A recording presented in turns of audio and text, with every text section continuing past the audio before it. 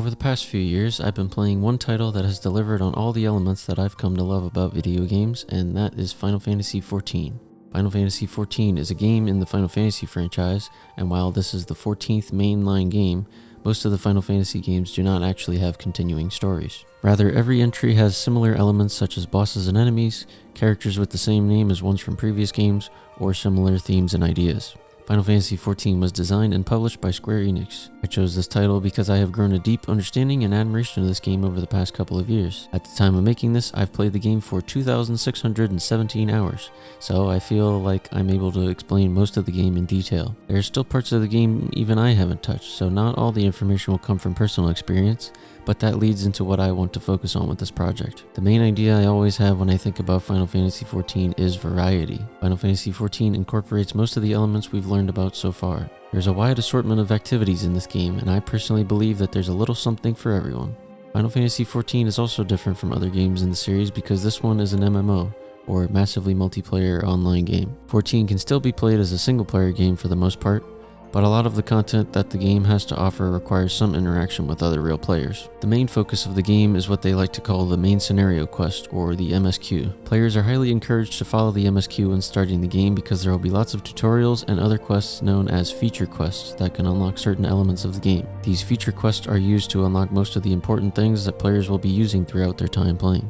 You can unlock a hairstylist to change your hair or other small facial features. You can do a quest to unlock the player housing areas and visit the homes of some fellow adventurers. Some quests will unlock small one-time dungeons, and some will lead to longer quest lines that will have fully contained and unique stories. There are feature quests for crafting and gathering jobs, player versus player modes, something called deep dungeons where players go from floor to floor with varying layouts and enemies. There are specific quest lines that unlock special weapons with unique designs, and so much more. Aside from the MSQ, these feature quests are the bread and butter for understanding how to get around the world of FF14. So, when a new player creates their character and begins their journey in the land of Eorzea, they are greeted by multiple cutscenes and given an introductory quest. There is some ability to do whatever you like after that quest, but as I mentioned, players are strongly encouraged to follow the MSQ. Most of these feature quests require the player to be at a certain level or to have done some prerequisite quests. Some players might find this a little restrictive, but some like myself see this as a good way to teach the player over a long period of time and slowly work them up to being able to choose what they wish to interact with. Again, not everyone will be interested in this, so the FF14 store does offer story and character level boosts if one does not wish to go through the story that can take hundreds of hours if you are paying attention completely. If you do pay attention to the MSQ, however, you will be met with a story that I personally see as a breathtaking, emotional, and engrossing tale. Not every moment will land and not every character will be adored, but the high moments throughout the story are some of the best things this game has to offer. The story begins very slowly and has your character doing things a typical fantasy adventurer would do. But as the story moves on throughout the 4 expansions the game has, the characters you meet and journey along with grow and learn from their mistakes just like real people would in such circumstances. Your bonds to these characters will strengthen as you fight alongside them against impossible odds. The current expansion is called Endwalker and saw our heroes trying to stop an event known as the Final Days, and this story draws on many traditional themes such as intrigue, sacrifice, crisis, and culminates in an overwhelming climax that pays off a story that was 10 years in the making. The story has had various themes throughout, but in this recent expansion, the ideas of hope and perseverance in the face of despair are by far the strongest and most impactful elements. FF14's story is vast, and players can follow this specifically and then move on from the game completely and be left satisfied. Thankfully, however, 14 offers hundreds more hours of content for a player to consume if they choose to. The classes that the player uses for the combat side of the game are called jobs, and players will likely stick to one job and try to master it. But if the player wants to branch out, there are a total of 20 battle jobs in the game, and unlike most other MMOs where a player has to make a completely new character to try out a new class, 14 allows the player to have each job unlocked on the same exact character. Players can freely switch between jobs as long as they aren't in an activity, and this adds so much agency to the gameplay. Like most MMOs, 14 follows the role system, so you can be a DPS or a damage dealer, a tank who maintains the focus of the boss and enemies, and a healer who makes sure the other party members don't lose all their health. So, since the player can be any job, they can also be any of these roles. If you are someone who has tried each job and feels confident enough in each role, you can easily slip into a group that might need just one person in a specific role. You can obviously stay as your favorite job all the time, but branching out and trying at least one of each role can help you get into activities much faster and can help you understand every aspect of the harder and more complex fights. While on the topic of fights, I can lead into the various types of encounters players can attempt in FF14.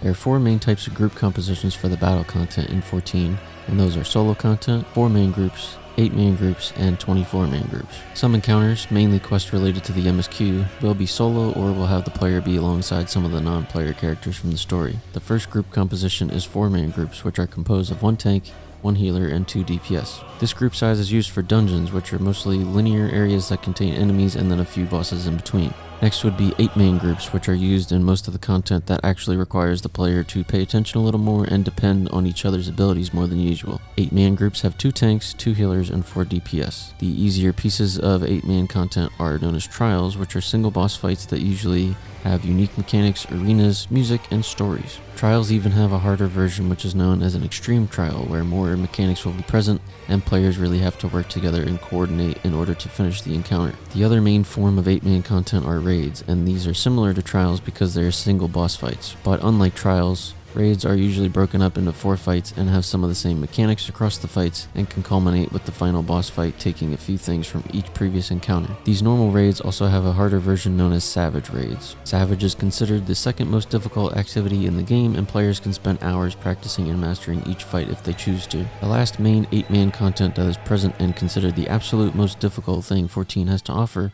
are ultimate raids. Ultimates are wholly unique fights that are inspired by other fights or stories from the game, but are fully unique and take the most amount of preparation, coordination, and time to complete. One of these fights can take up to 18 minutes of constant gameplay to complete the raid. Some players spend weeks or even months working to get in sync with each other and hoping to one day hit their stride and complete the ultimate raid. There are also 24-man encounters known as alliance raids. These may be called raids, but are typically not as challenging as the other ones, and are mainly there for fun large group content in between the release of more of the main raids. There are even more types of group content, but these are the main examples of design narratives and gameplay that the developers have fine-tuned and made for players to figure out almost like puzzles and to learn everything they need to in order to succeed as a group. With this being an MMO, design gameplay is not the only type of gameplay that is present. While most of the content is designed and intended to be followed in a more specific way, there are various types of emergent gameplay and narratives that can be designed solely through the player's imagination. RP or role-playing is a quite common thing that happens across the game, and some places in particular are sort of hubs for players to go if they wish to RP. Another common design by the players comes from the player housing system. The houses that players can get in-game are not instanced or limited only to the owner. They are persistent and stay in the game world just like they would in real life. This can lead to neighborhoods being a possibility, and some players could meet and become friends with their neighbors or ignore them entirely and keep to themselves.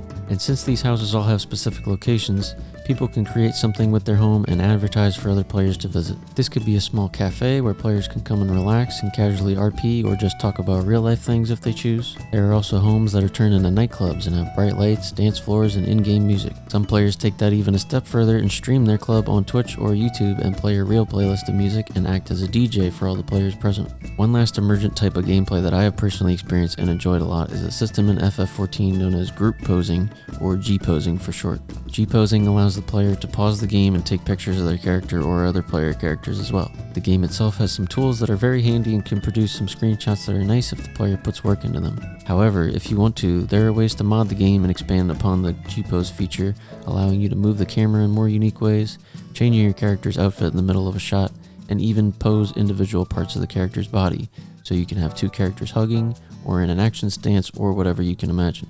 These mods may not necessarily be condoned by the developers like with a company such as Bethesda, who is more open to modding, but as long as players don't discuss these things in game, they are free to enhance their experience in any way as long as it doesn't directly affect gameplay. There are even more elements to Final Fantasy XIV than I haven't even touched on, but it would take a very long time to cover every single detail.